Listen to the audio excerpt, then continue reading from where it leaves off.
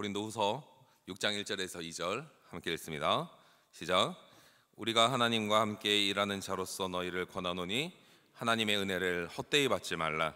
이르시되 내가 은혜 베풀 때에 너희에게 듣고 구원의 날에 너희를 도왔다 하였으니 보라 지금은 은혜 받을 만한 때요 보라 지금은 구원의 날이로다.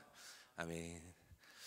오늘도 홀세 자리 나오신 여러분들 환영하고 축복합니다. 우리 옆 사람과 인사할까요? 은혜 자리가 우리에게 참 귀합니다. 인사합니다. 감사합니다. 여러분들 11월 1일 무슨 날입니까? 11월 1일 그렇죠? 월삭 예배에 있는 날입니다. 월삭 새벽기도 오실 거죠? 네. 그런데 한성교회 달력 말고 카톨릭 달력, 천주교 달력을 보면 11월 1일 만성절이라고 하거든요. 특별한 축일, 그러니까 특별한 기념일이 없는 성인들을 위한 모든 성인들의 축일을 만성절이라고 합니다. 이 11월 1일 만성절 하루 전날이 또 다른 의미가 있는 날이에요. 10월 31일 무슨 날입니까? 여러분 잘 알고 있는 할로윈이죠. 할로윈은 원래 켈트족이 이 죽음과 유령을 찬양하면서 벌인 이 서우인 축제라는 곳에서 시작됐다라는 게 정설입니다. 이날에 저승의 문이 열리고 뭐 이제 조상뿐만 아니라 온갖 이상한 것들 다 나온다. 뭐 이렇게 생각한 게 할로윈의 기원이에요. 근데 이게 시간이 지나면서 이 남미랑 서구권을 지나가면서 이제 망자가 나오는 날, 기념하는 날 이렇게 바뀐 거죠. 애니메이션 코코의 그것도 이 망자의 날과 관련이 깊죠. 그런데 지금 시대에 할로윈 어떻습니까? 지금은 사탕을 주고 이런 게 아니라 어떻게 하면 내가 더 코스프레를 잘할까? 이런 경쟁의 시대인 것 같아요. 그래서 할로윈은 더 이상 뭐 상품적으로 봤을 때는 이제 할로윈은 엄청나게 많은 것들이 쏟아져 나오고, 그리고 놀이동산 지자체에서 할로윈 관련 행사 진행하고 상품 판매하고 코스튬 축제하고 각종 파티하고 그런 것들 퍼레이드하고 다양한 것들을 하시는 걸 여러분도 아실 거예요. 그런데 여러분들에게 묻고 싶습니다. 지금 여러분들이 홍대와 놀이동산에 지금 이맘때쯤 간다면 여러분들 어떻게 분장하시겠어요? 할로윈 어떤 방식으로 즐기시겠냐는 것입니다. 조금 더 직설적으로 이야기하면 여러분은 할로윈을 어떻게 받아들이시겠냐라는 거예요. 축제의 한 부분이고, 그리고 즐길 거리의 한 종류라고 생각하십니까? 호러 할로윈 축제의 분위기에 휩쓸려서 좀비 분장하고 귀신 모습하고 친구들과 함께 해맑게 인스타 사진 찍으면서 해시태그에 즐거운 날, 행복한 친구, 성도의 교제, 이건 좀 안 어울린 것 같고, 그저 시대와 이 문화의 한 파편이라고 생각하고 즐기시겠냐는 거예요. 저도 저희 딸이 다니는 어린이집에서 할로윈 행사할 거니까 준비하라고 하더라고요. 친구들 다 귀여운 뭐 마녀 같은 코스프레 복장하고 가는데 저희 집에 지금 보에만 동떨어질 판입니다. 왜냐하면 저희 보에는 거기에 동조시킬 생각이 없거든요. 다 같이 사진 찍는데 저희 보에만 동떨어진 상황인 거죠. 부모가 돼서 그 사진을 이렇게 받아드는데 내 자녀만 그 축제에서 동떨어진 걸 봐야 하는 것이 고민이죠. 뭘 입혀야 될지, 한복 입힐 수도 없고 예수님 시대 복장 입힐 수도 없고. 그래도 저는 저희 딸을 그 망자를 기리는 축제에 동참시킬 생각이 없습니다. 즐길 거리이자 가벼운 문화라고 세상이 말할지라도 제 딸을 비신앙적인 문화에 동참시키지 않을 거예요. 혹시 여러분들 생각에 제가 너무 꼰대 같고 고리타분한 사람입니까? 아니면 문화의 한 장르도 이해하지 못하는 꽉 막힌 사람입니까? 문화를 즐기지 못하는 오히려 교리와 신학으로 정죄하는 사람 같으세요? 만약 여러분 앞에 할로윈이 있고 여러분이 신앙인이라면 어떻게 받아들이시겠습니까? 할로윈을 떠나서 이 세상의 높은 파도와 같은 문화를 마주한 나는 도대체 누구입니까? 저는 여러분들과 함께 오늘 나눈 이 본문을 다시 한번 읽고 싶은데요. 고린도후서 6장 1절 함께 다시 읽어봅니다. 시작. 우리가 하나님과 함께 일하는 자로서 너희를 권하노니 하나님의 은혜를 헛되이 받지 말라. 아멘. 은혜를 헛되이 받지 말라. 원어적인 표현으로 하면, 재해석하면 받은 은혜를 헛되게 하지 말라는 것입니다. 헛되게 받는다라는 건 무엇입니까? 은혜 받은 사람이 왜 그렇게 사냐고, 왜 능력 없이 사냐고, 그런 의미도 있지만, 은혜를 헛되이 받지 말라는 이 본질은 하나님을 속이는 분이 되게 하지 말라는 거예요. 하나님을 속이는 분이 되게 하지 말라. 하나님을 거짓말쟁이로 만들지 말라는 것입니다.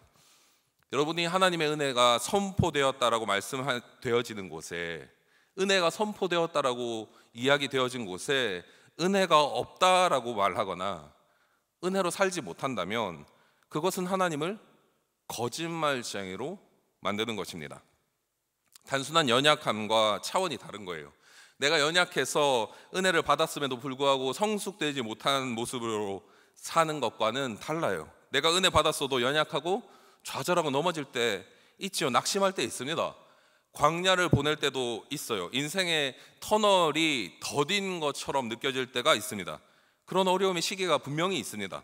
그런데 이 어려움의 시기가 은혜가 선포된 곳에서 지속되고 있다면 문제 아닙니까?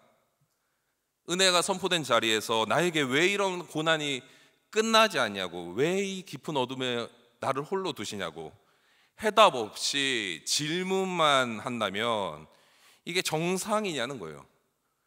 이 시점에서 바울은 고린도후서에 다시 한번 이사야의 말을, 그 선포를 끄집어내고 있습니다.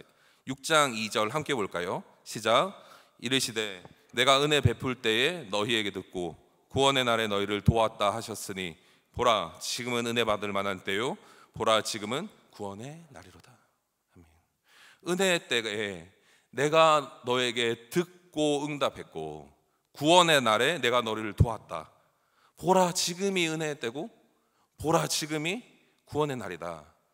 지금 듣고 응답하시는 때고 지금 하나님이 나를 도우시는 날이라는 이 강력한 하나님의 선언이 우리 앞에 있는 것입니다.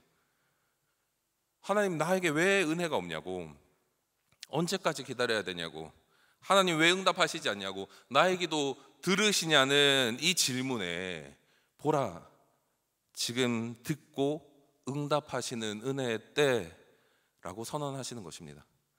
하나님 나의 경제적인 상황과 관계적인 문제, 그리고 가정의 한계와 자라면서 생겨난 마음의 상처, 넘으려고 했었는데 넘지 못했던 이 벽 앞에 왜 나를 그냥 두시냐고 좌절하는 인생 앞에 말씀이 선포하시는 거예요. 지금 보라 나를 도우시는 날이라고. 이 선포가 여러분들에게 아멘이 되십니까? 정작 중요한 건 은혜가 선포된 그 자리에서 여전히 은혜를 갈구한다면, 선포된 그 자리에서 여전히 은혜 달라고 갈구한다면 그게 정상일까요? 뭔가 뒤틀린 신앙 아닙니까? 이미 선포된 은혜 현장에서 제발 나한테 은혜 달라고, 제발 나를 불쌍히 여겨달라고, 신앙적인 답답함에서 나를 건져달라고 소리치는 게 은혜가 선포된 자리인데 그게 바른 모습이냐는 거예요. 지금 도움의 날이라고 선포된 그 자리에서 제발 나를 도와달라고 말하는 게 맞냐는 거예요. 여러분, 뭐 뜬금없지만 뷔페에 갔습니다. 상상해 볼까요? 뷔페에 딱 가는 거예요. 멋진 문을 딱 들어가니까 물어보죠. 몇 분 오셨습니까? 물어보면 이제 2명 왔어요. 뭐 이렇게 자리 안내받고, 이제 자리 안내받는 자리에 핸드폰 놓고 설레는 마음으로 이제 투어를 시작하는 거죠. 뭐 이제 바베큐도 보고 스시도 보고 뭐 아시안 디저트 뭐 이렇게 다양한 음식 진열되어 있으니까 마음껏 내가 원하는 거 집어서 고르면 되는 거 아닙니까? 누구도 많이 푼다고 눈치 주지 않아요. 그런 것이 뷔페입니다. 뷔페 좋아하십니까? 그런데 이 뷔페에 와서 시금치 나물만 먹는 사람 있습니까? 최악이죠. 뷔페 와서 요거트만 한 스푼 먹고 가는 사람 있습니까? 뷔페에서 맨밥에 김치 먹는 사람 있냐는 거예요. 갔으면 육회를 떠야지. 육회를 떠야지. 초밥을 뜨고 내일 걱정은 내일 하도록 즐겨야지. 비슷한 원리인 거예요, 사실은. 은혜의 날이 선포되었고 하나님의 은혜가 이미 부어진 그날에 너무 슬퍼하며 좌절하며 낙심하면서 은혜 달라고 말하는 건 이미 차려진 뷔페 앞에 음식 달라고 구걸하는 거나 마찬가지라는 거예요. 뷔페에 많은 음식 제쳐놓고 나물만 먹고 맨밥만 먹는 어리석음이라는 것입니다. 제가 지금 말하는 것이 한번 은혜 받으면 그게 은혜가 죽을 때까지 간다라고 착각하는 이런 어리석은 분 없으시죠? 은혜는 갈구하고 갈급해야 하고 갈망해야 되죠. 하루도 그 은혜 없이 살 수 없다고 고백해야 되는 것이 성도의 정상적인 은혜에 사모하는 방식입니다. 그런데 관념적 은혜라면 그건 아무 소용이 없는 거예요. 여러분들 지금 관념적인 은혜를 추구하고 있지 않습니까? 인생 힘든데 은혜 없으면 버틸 수 없지. 맞는 말인데 버티기 위해 은혜가 필요하다면 이거 잘못된 거 아닙니까? 너무 고난이 심해서 마음과 생각이 너무 답답해서 이거 뚫어낼 은혜가 필요하다라고 맞죠? 그런데 이 은혜가 탄산수 같은 역할을 하는 게 아니잖아요. 가족들과 아니면 관계 안에서 마음이 상해 울고 싶은 그때에 내 감정을 공유해 주시는 그 하나님을 만나서 내가 행복하다면, 내가 스트레스를 풀기 위해서 맛집을 찾아다니는 사람과 같지 않냐는 거예요. 제발 내 답답함 해결해 달라고 소리치면서 내 속을 시원하게 해줄 그 은혜를 바란다면 잘못된 거 아닙니까? 잘못돼도 단단히 잘못된 것 아닙니까? 관념적 은혜를 향해 발버둥 치는 인생에는 해답이 없어요. 왜 그런지 아세요? 은혜는 기능하는 것이기 때문입니다. 은혜는 기능하는 거예요. 은혜는 바꾸는 거예요. 은혜는 변화를 가져오는 것이고 은혜는 새 것을 창조하는 것입니다. 탄산수와 같이 시원한 폭포와 같이 뚫어냈다면 이전 것은 지나가고 보라 새 것이 되었도다. 그게 은혜인 거예요. 여러분들 은혜를 헛되이 받지 마세요. 이게 헛되이 받지 않는 거예요. 기능하는 은혜를 보겠다고, 그 기능하는 은혜 안에 살겠다고, 기능하는 은혜를 만났고 보았고 그 은혜에 함께하고 있다고, 그리고 그 은혜가 거짓말하고 있지 않더라고 말하는 것입니다. 사도 바울도 오늘 본문 뒤에 말했습니다. 나는 하나님을 거짓말장애로 만들지 않겠다고. 사도 바울은 위대하기 때문에 상처와 고난을 뚫어냈을까요? 그는 말하죠. 나에게 이런 것들이 있었다고. 내 인생은 이것과 함께했다고. 고린도후서 6장 4절과 5절 함께 읽습니다. 시작. 오직 모든 일에 하나님의 일꾼으로 자천하여 많이 견디는 것과 환난과 궁핍과 고난과 매맞음과 갇힘과 난동과 수고로움과 자지 못함과 먹지 못함 가운데에서도 하나님의 일꾼으로 스스로 두기로 마음먹고 하나님이 쓰시기 시작했을 때에 나에게 생겨난 것들이 있다. 많은 인내가 있었다. 너무 많이 참아야 됐다. 육체적인 폭력과 내면의 고통과 고뇌, 그리고 경제적인 곤란과 필요한 것조차 공급받지 못하는, 마치 좁은 방 안에서 갇힌 것처럼 괴로움의 날들이 있었고, 아무 이유 없이 나를 때렸고 아무 이유 없이 나를 유치장과 감옥에 갇혔고, 내가 가는 곳마다 소동과 소요가 일어나서 난리가 일어나서 무질서함 속에서도 나는 여전히 사역했고, 나의 수고는 마치 칼에 베인 상처와 같아서 힘이 떨어지고 제대로 된 곳에서 잠조차 청할 수 없고 여러 번 굶주리고 헐벗었다. 이렇게 바울은 이야기하는 것입니다. 바울이 자신의 고생 스토리를 적으면서 니네는 다 내 고생에 비하면, 나에 비하면 덜하지, 나보다 더 겪은 사람 없지, 그러니까 군소리 말고 감사하면서 따라오렴, 이렇게 말하고자 자신의 고난을 나열하고 있지 않아요. 스스로 그것을 감당하기로 마음 먹었다라고 이야기합니다. 왜요? 뒤에 있는 것 때문에, 뒤에 영광스러움 때문에. 6절과 7절 함께 읽습니다. 시작. 깨끗함과 지식과 오래 참음과 자비함과 거짓이 없는 사랑과 진리의 말씀과 하나님의 능력으로 의의 무기를 좌우해 가지고 비록 무엇 하나 육신으로 충족되고 만족되는 것 없는데 나는 얻은 것이 있다라는 거예요.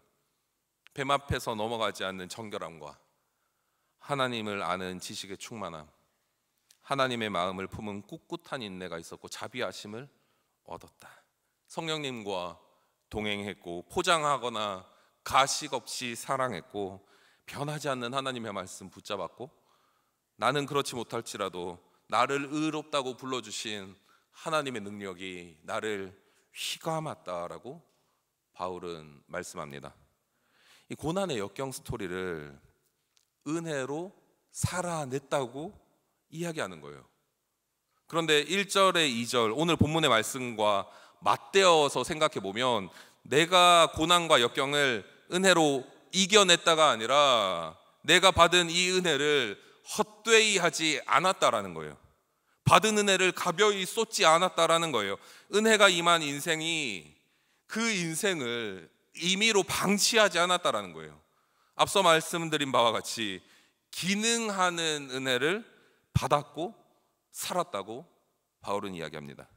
지금이 은혜의 때고 지금이 하나님이 도우시는 구원의 날임을 알았다라는 거예요. 지금 듣고 응답하시는 때라는 걸 알았고 지금 도우시는 하나님이 나와 함께 했다, 그 말을 하고 싶은 겁니다. 바울이 헐벗고 굶주린 것은 모든 것은 다 육체와 관련된 것입니다. 그러나 은혜로 누린 이 뒷부분은 육체가 아니에요. 은혜로 바뀌어진 새로운 삶의 모습을 드러낸 것입니다. 이미 시작되어진 기능되어진 은혜로 바뀌어가고 있는 나를 말씀한 것입니다. 사랑하는 우리 뉴엑스 청년 여러분, 은혜를 헛되이 받지 마세요. 하나님을 거짓말장애로 만들지 않으시길 축복합니다. 이 관념적인 은혜를 뛰어넘어 기능하는 은혜, 듣고 응답하시는 은혜의 때와 도우시는 구원의 날과 이런 뷔페 잔치에 뛰어노는 여러분들이 되시기를 축복합니다. 버텨내는 은혜를 넘어서서 이 승리하는 은혜를 바라봐야 하는 것 아닙니까? 힘들죠. 답답하죠. 지금 말씀 전에도 안 되는 걸 어떻게 하냐고 생각할 수 있습니다. 들으면서도 안 되는 거 어떻게 하냐고. 그런데 그거 다 포함해서 뭐라고 이야기하냐면 교만이라고 얘기합니다. 교만은 하나님이 하신 것을 아니라고 하는 거잖아요. 은혜가 선포되었는데 나한테는 아니라고, 나한테는 부족하다고, 그 은혜의 해가 나에게는 비치지 않았다고, 그 교만이 하나님을 거짓말쟁이로 만드는 거예요. 내가 기도하고 몸부림 쳐봤는데 하나님 아무런 응답하시지 않더라. 진짜 몸부림 쳐봤습니까? 새벽을 깨우고 모든 예배에 깊은 임재로 사모하고 틈날 때마다 말씀 읽고 시간을 정해서 기도하면 답답할 수가 없어요. 하나님의 말씀을 듣는 시간을 따로 정했는데 응답이 없다라고 이야기할 수 없다는 거예요. 저는 율법주의를 말하는 게 아닙니다. 했고 못했고가 아니라 몸부림치지도 않았다면서, 몸부림치지도 않았으면서 몸부림쳤다라고, 그게 싫은 거예요. 하나님을 왜 거짓말창이로 만드냐고요. 왜? 일주일 168시간 중에 넉넉 잡아서 2시간씩 하루에 예배든 뭐든 뭐 말씀이든 시간 보냈다라고 칩시다. 일주일이면 14시간, 168시간 중에 14시간, 인생의 8.3% 들이면서 몸부림쳤다라고 말할 수 있습니까? 그런데 우리가 2시간 씁니까? 솔직히 너무 진짜 많이 쳐서 3시간 쓴다라고 가정해 봅시다. 21시간, 21시간, 12.5%. 고작 인생의 10%도 안 쓰면서 쓸 수 있는 몸부림 쳐봤다고. 사역할 시간은 없는데 연애할 시간 있고, 예배 오기는 싫은데 맛있는 거 먹으러 가고 싶고, 할로윈에 무너질 수밖에 없죠. 안 무너지면 그게 더 이상한 거예요. 침범 당할 수밖에 없지. 힘이 없는데, 힘도 없고 분별력도 없는데, 주일 홀세 예배 포함하면, 주일 예배 홀세 예배 포함하면 3시간이에요. 평소에 경건 생활 안 하고 주일 예배만 그리고 홀세 예배만 온다라고 하면 일주일에 3시간이잖아요. 1.7% 드렸으면서 몸부림 쳤다라고 말하지 않았으면 좋겠어요. 하나님을 거짓말장애로 만드는 거니까요. 저희 설교 준비하면서 제가 얼마나 슬펐는지 모르겠어요. 이 저급한 퍼센트로 이야기해야 되는 제 자신이 너무 슬펐어요. 세상이 질 수밖에 없죠. 2%밖에 안 드리는데 어떻게 세상을 이기겠어요? 관념적 은혜만 상상할 수밖에 없지. 그러니까 생업이 과도하게 몰려오고 낙심이 오고 관계가 깨어지면 어쩔 줄 몰라 하다가 넘어지는 거예요.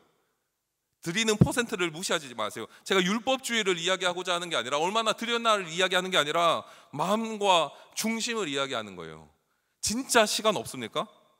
경건 훈련할 시간도? 그럼 인생은 어디를 향해 가고 있는 거예요?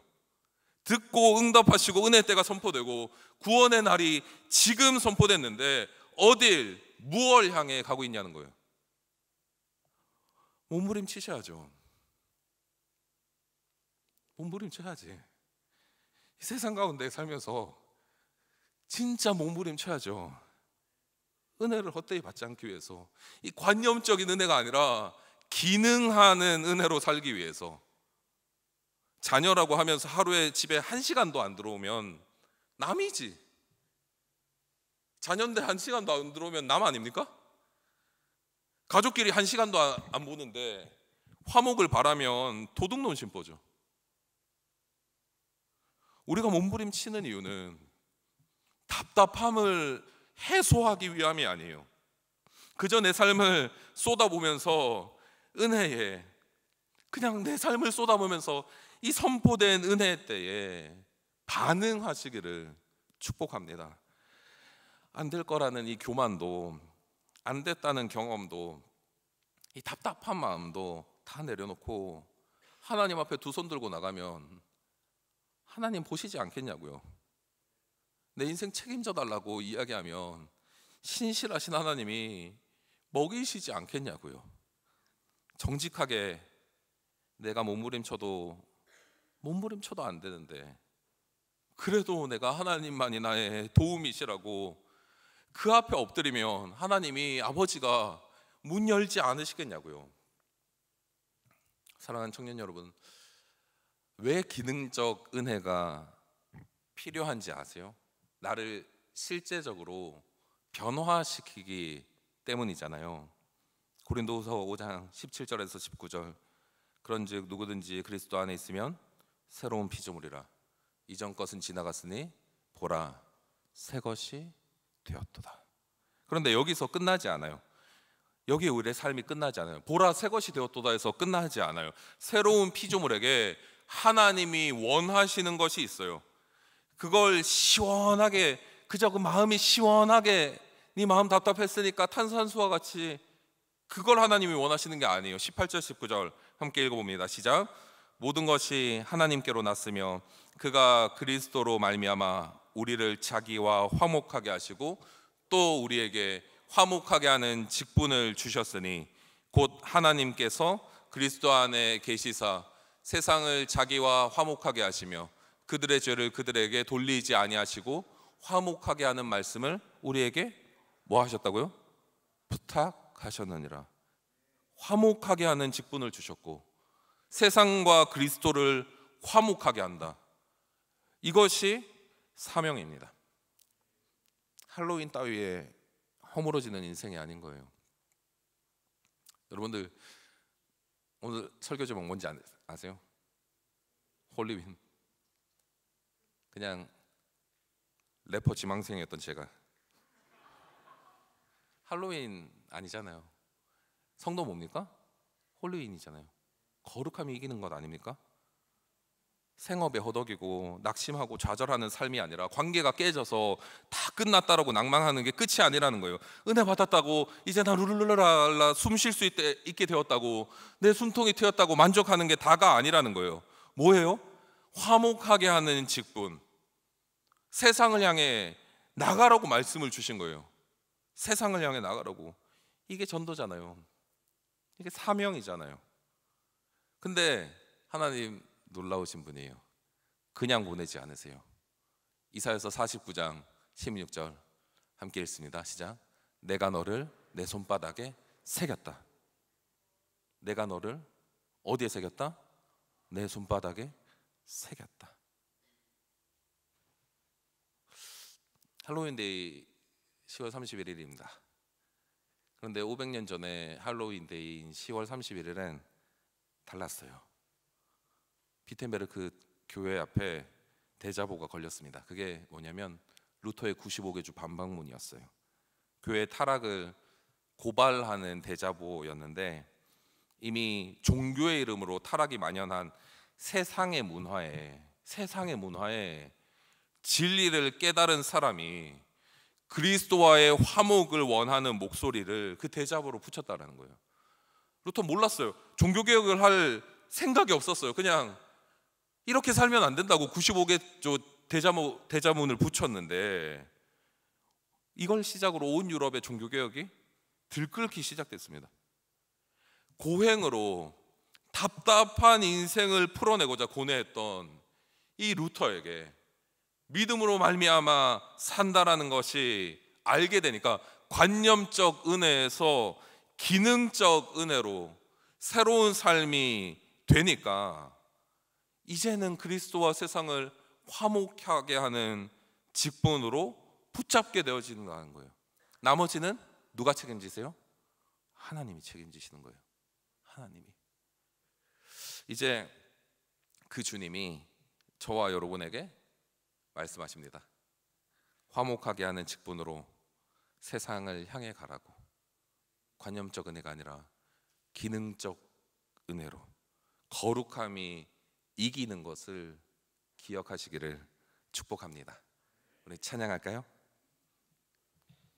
우리 함께 찬양하며 기도합니다.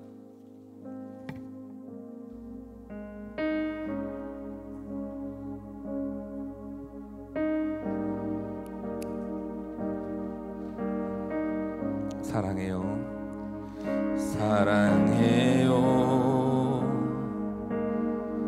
신실하신 나의 주님, 나의 삶 주님 안에 있네. 눈을 뜨는 아침부터 나 잠들기까지 오 선하신 주를 노래하리. 사랑해요, 사랑해요.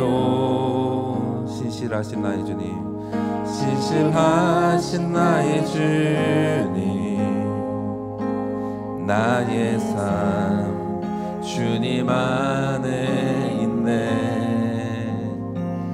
눈을 뜨는 아침부터 나 잠들기까지 오 선하신 주를 노래하리. 신실하신 나의 주님, 신실하신 나의 주님, 나의 삶을 인도하셨네.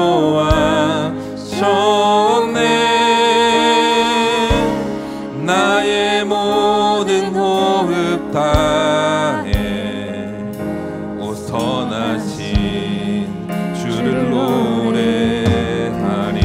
사랑해요, 사랑해요. 나를 인도하신 주님, 나를 인도하신 주님, 고난 중에도 나와 함께 하셨네. 내 아버지 되시며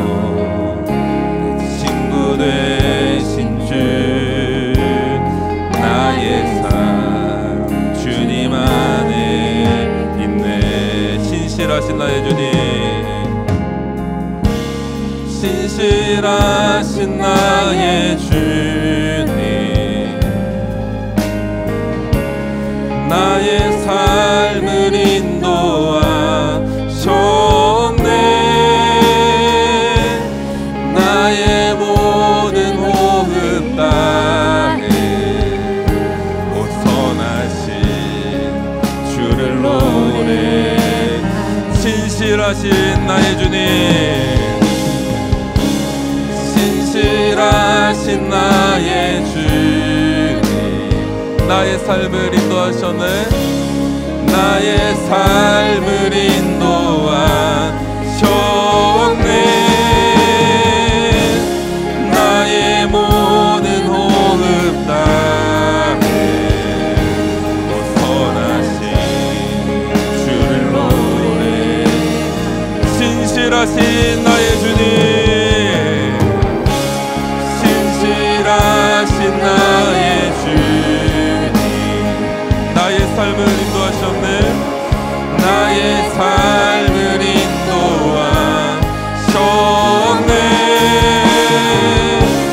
나의 모든 호흡 땅에 선하신 주를 노래.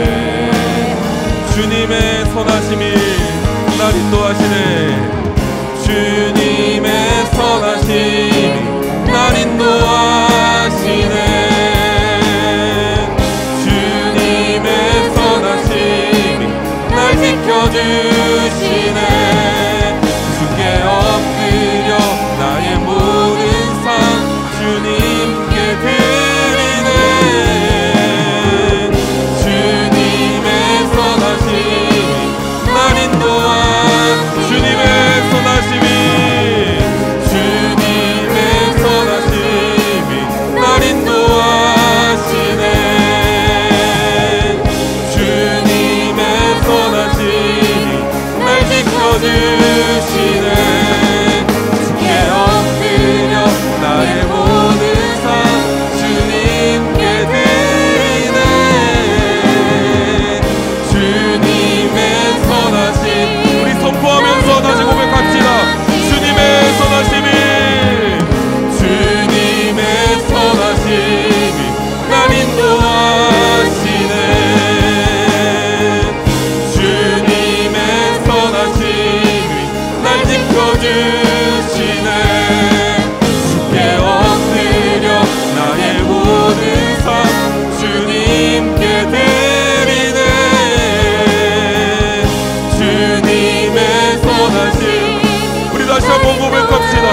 주님의 선하심이, 주님의 선하심이 날 인도하시네. 주님의 선하심이 날 지켜주시네. 주께 엎드려 나의 모든 삶 주님께 드리네. 주님의 선하심이 날 지켜주시네. 신실하신 나의 주님, 신실하신 나의 주님, 나의 삶을 인도하셨네. 나의 모든 호흡 땅에 오 선하신 주를 노래. 신실하신 나의 주님, 신실하신 나의 주님, 나의 삶을 인도하셨네. 나의 삶을 인도하셨네.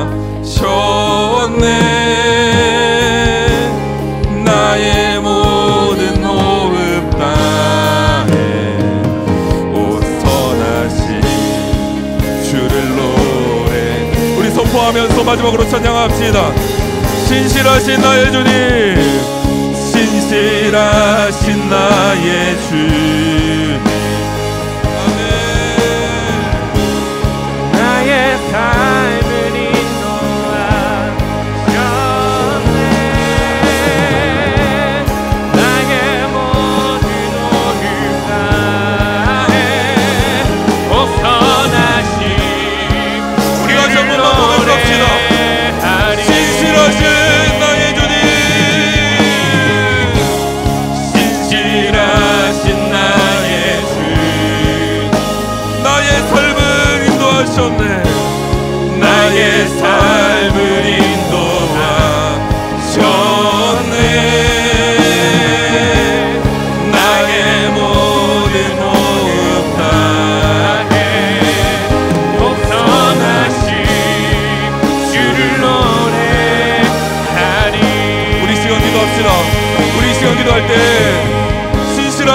하나님, 나의 삶의 관념적인 은혜가 아니라 기능하는 은혜가 있게 하여 주시옵소서.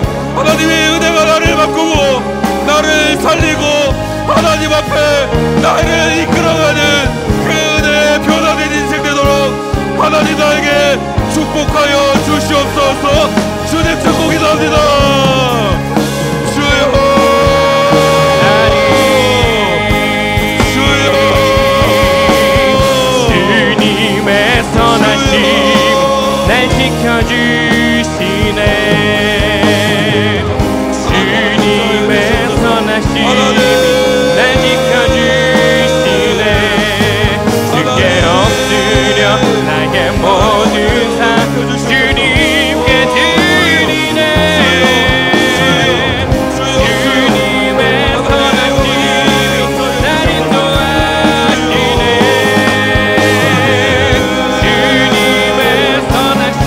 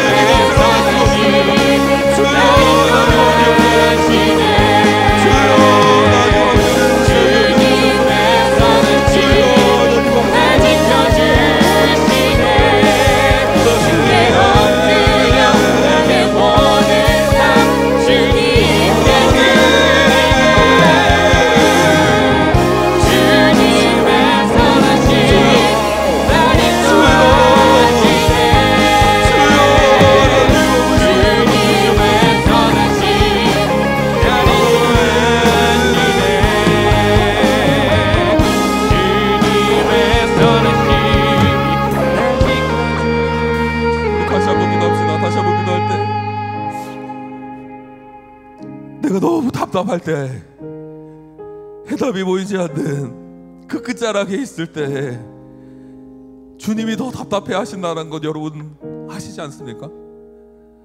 우리가 은혜가 선포된 그 자리에서 하나님 나에게 제발 은혜 달라고 뷔페가 잔치가 차려진 그 자리에서 맨밥만 먹고 나아가는 어리석은 인생 되지 않도록 하나님 나를 축복하여 주시옵소서. 우리 다시 한번 우리의 마음을 다해서 기도할 때인데, 하나님 나의 도움이 되어달라고, 하나님 나를 제발 봐달라고 하면 아버지가 안 보시겠냐고요. 몸부림치면 아버지가 더 아파하시지 않겠냐고요. 우리 이 시간 다시 한번 주님 잡고 기도할 때 주님 나를 주목하여 주시는 그 은혜가, 하나님 내 심령 가운데 깊숙이 선포되어지는 그 은혜가 나에게 진실로 믿어질 수 있도록 하나님 나에게 은혜로 덧입혀 주시옵소서. 주님 잡고 기도합니다. 주여,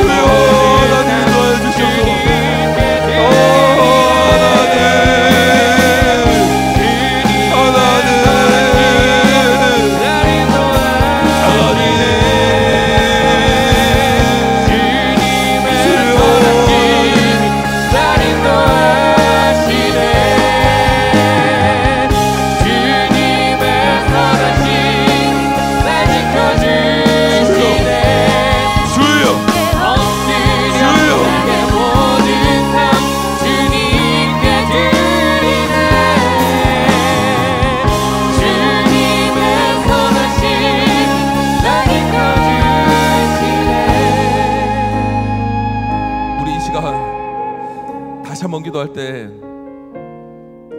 우리의 마음을 모았으면 좋겠습니다. 여러분들, 우리 공동체가 왜 있습니까? 답답함을 하나님의 은혜가 보이지 않을 때 함께 협력하면서 기도해주기 위해 있는 건 아닙니까? 우리 이 시간 다시 한번 기도합시다. 다시 한번 기도할 때 우리 마음의 문을 열어서, 하나님 내 인생에 너무 답답하고, 하나님 내 인생 뭔가 해결되지 않는 것 같은데, 내가 먼저 이거 돌파하고 싶은데 하나님 안 된다고. 하나님 근데 나에게 옆에 기도의 동력자가 있으니 하나님 나의 기도의 문을 모아달라고. 우리 원하시는 분 기도 손을 들면, 그리고 우리가 아는 기도의 제목들을 서로 공유되어 있으면 우리 함께 기도하면서 하나님의 그 기능하는 은혜를 사모하면 좋겠습니다. 우리 다시 한번 주님 찾고 기도할 때에 하나님 우리 가운데 함께 기도의 동력들을 통하여서 하나님 역사하여 주시옵소서. 하나님 돌파되게 하여 주시고 하나님 기능하는 은혜로 변화시켜 주시옵소서. 주님 찾고 기도합니다.